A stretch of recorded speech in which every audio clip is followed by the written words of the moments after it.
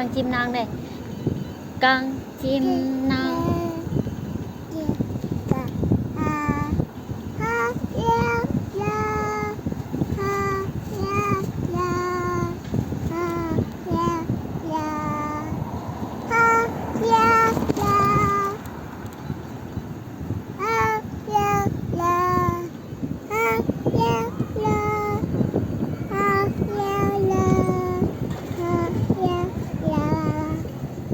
Em yêu chim.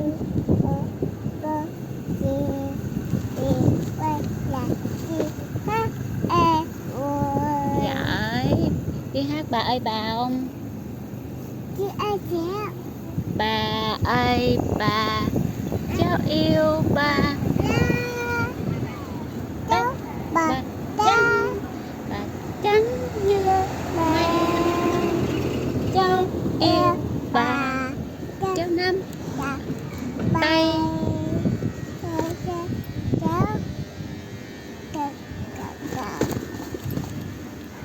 Cháu biết bà.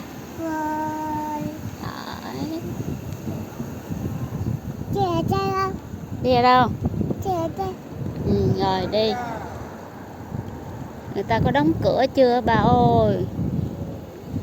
Người ta có đóng cửa rồi.